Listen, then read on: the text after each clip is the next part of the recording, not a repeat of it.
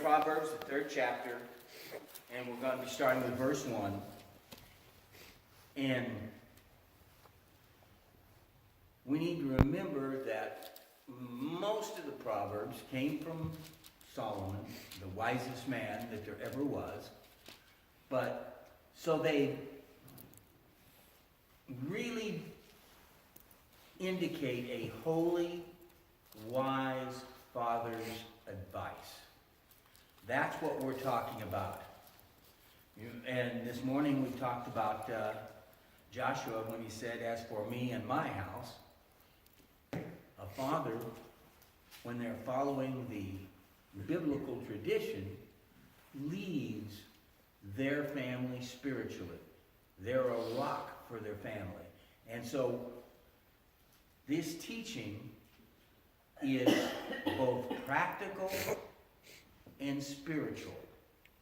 It covers both of that, because to really survive in this world, we need to be both spiritual and practical. We need to do things that survive in this world, but we need to survive in this world in a way that will prepare us for the next one. And that's what Solomon is trying to do here. He goes, "My son, do not forget my teaching, but let your heart keep my commandments." I think most of us have told our children that at one time or another, something close to that. Don't forget what I taught you. You're going off to college. You're going off. You're an adult now. You're going to have to make a lot of decisions. Don't forget what I taught you. But let your heart keep my commandments. Keep what I told you, the orders I gave you, in your heart. And that's what Proverbs is a whole bunch of those orders, those commandments put in a real easy way. And that's what, as people, we need to do. We need to not forget the teachings, both practical and spiritual. Because if you mess up your practical life, you'll probably end up messing up your spiritual life. And if you mess up your spiritual life, it's going to feed back into the normal, everyday, practical life. We like to separate being a good, successful human being and being a good, successful Christian, but it doesn't work that way. Your life in the here and now, not just in the sin part, but in the doing the things that make sense, is important. But let your hearts keep my commandments. Let your heart. Have you ever known people that do the right thing because they have to? They do the right thing and they're miserable all the time. He's saying here, it's not just enough to keep the commandments.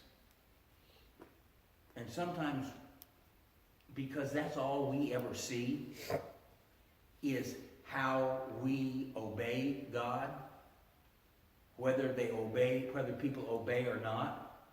But he's saying, let your heart keep my commandments. Do the things that I said from in here. Do them for the right reasons. In my life, I've seen a lot of strong, powerful, committed Christians, both male and female, go off the deep end.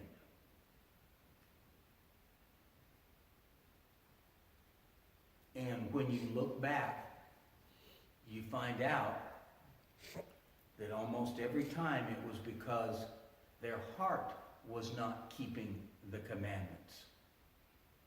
They were just keeping the commandments. It didn't come from in here. They were doing what they were supposed to. And when the time came that the commandment wasn't what they wanted to do, they strayed away. One of the lessons that I used to teach people how to be a Christian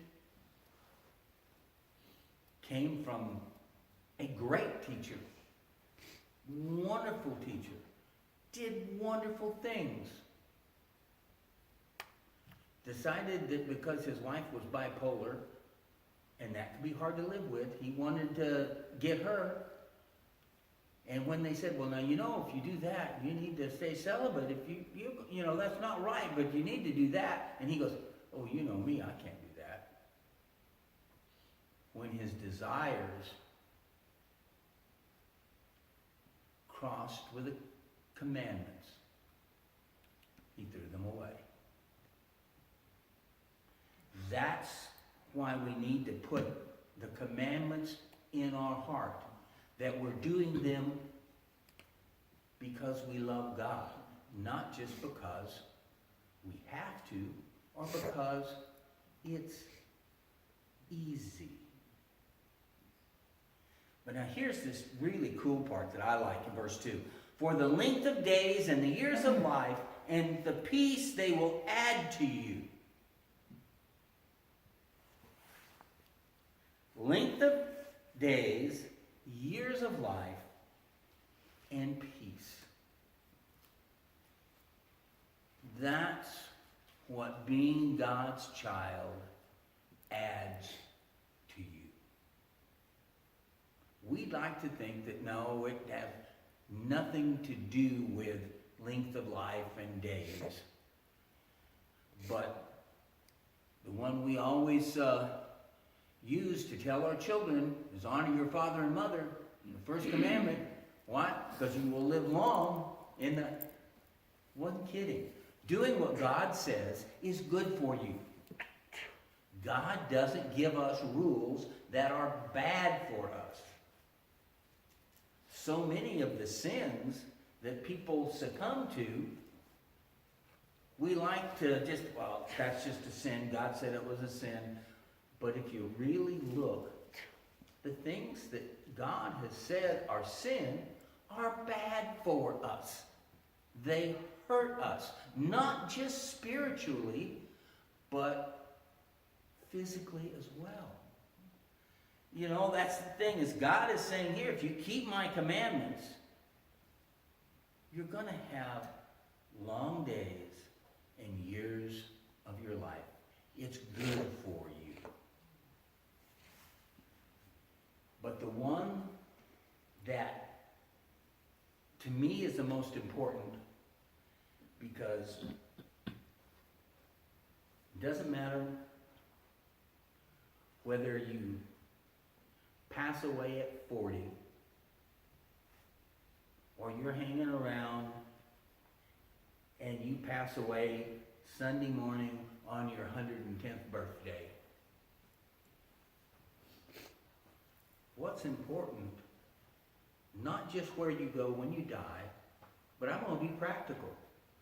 The peace you have while you're here.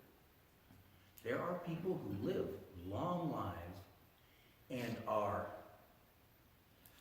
scared, terrified, worried, upset. Every day is a struggle. It's painful. That's why we have such a high suicide rate in this country. Because life can be painful. But being a faithful child of God gives you peace in those days. You can enjoy those days because you're not worried. And I don't care when somebody says, well, I really don't care about God. I'm not worried about that. I'm just going to live my life, and I'm going to have all the fun I want right here and now. You know, I've heard that many a time. But I tell you what, it wears on them. Whether they know it or not, that knowledge that we all are born with, that there is a God, there is a right and wrong, that eats at a person's soul when they don't do. It may take them a few years before they realize it, but it does take away their peace. Let not steadfast love and faithfulness forsake you. Bind them around your neck, write them on the tablet of your heart.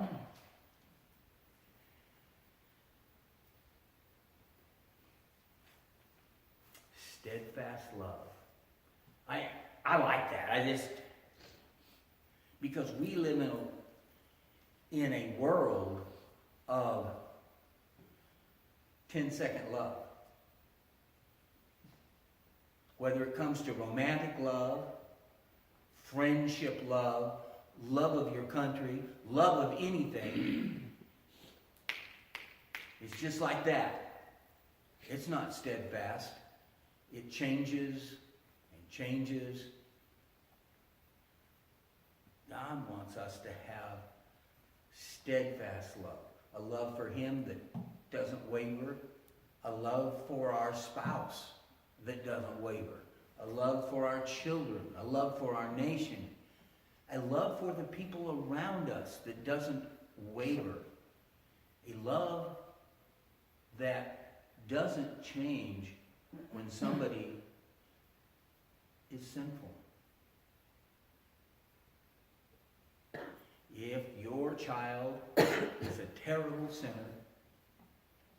I don't just mean the sins that we all look aside at, but they even do the bad ones that we don't like. Because you know, no matter what God says, this country has certain sins that are worse than certain other ones. Love your children regardless of their sin. Love that man out there. Doesn't matter if he's a drunk. Doesn't matter if he's gay. Doesn't matter if he's even a fascist. Love needs to be steadfast. People may change, but a Christian's heart should be loving. Always there with a hand out to lift up. And faithfulness. It does no good to love other people if you're not faithful to God and faithful to the people around you. You know, in reality, people can forgive almost anything except disloyalty. You know, if you're faithful to them, they see you're faithful to God, you can fall down. But they won't let you go because they know that you're faithful, that you're loyal. That's the one thing that it's really hard to come back from. You know, you can do sin and repent from it, and, well, that's fine. But when you're disloyal and not faithful, I don't care how hard we try, it takes a long time to rebuild that trust. Bind them around your neck, write them on the tablet of your heart, so that you'll find favor and good success. If you're loving and faithful, the odds are you're going to be in favor with God and man and be successful in both God and man.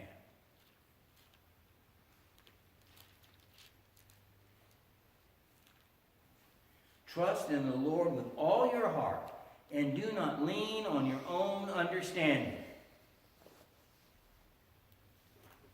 That's probably really hard for us because, well, I have to use my own understanding of what you say. What this is saying is, don't lean on what you think. Don't lean on what you want. Lean on what God says. When there's a conflict between what I want and what I think and what God says, choose God.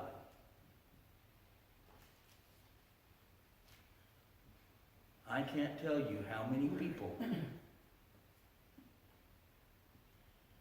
change their attitude on abortion when their child got pregnant. I can't tell you how many people changed their ideas about divorce and remarriage when it was their kid. Doesn't matter whether it's my kid, you kid. Some things are right, some things are wrong. Lean not on your own understanding. In all your ways acknowledge him, and he will make straight your paths. Be not wise in your own eyes.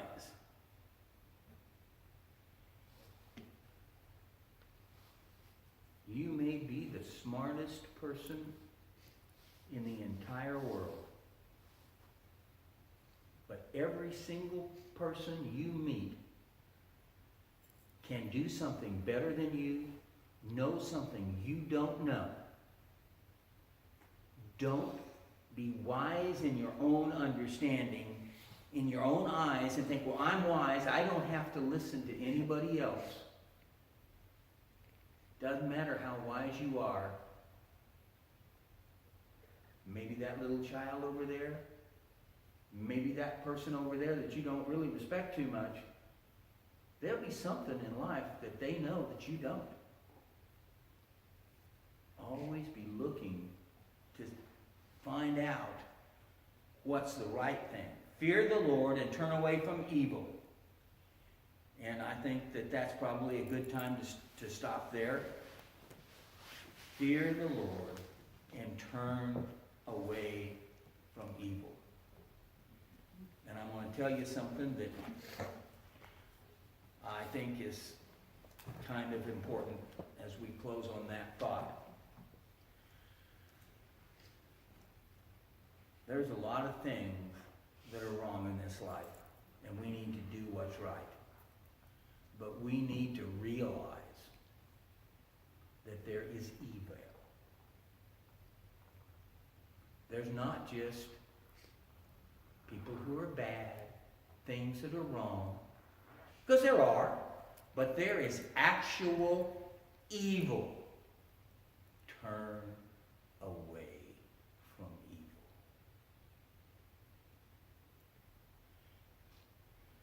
Have you ever missed a turn on the road? You know why?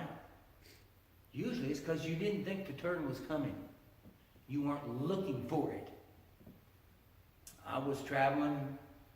My car wasn't working very good. I saw a motel, hadn't seen one. There was another 40 miles. My car would do exactly 50 miles an hour. And this was back when the speed limit was 75. It wouldn't do 45. It wouldn't do 52. It did 50. And I saw a motel sign. It was off over there, way over there. Oh, take the exit off the freeway, come down here. And the motel's right there. I'm driving toward it. And remember, this is out in the desert. It's dark. You can't see nothing. And I'm coming down there, and I'm still doing 50 miles an hour. Because she won't do 40. And that road went like that.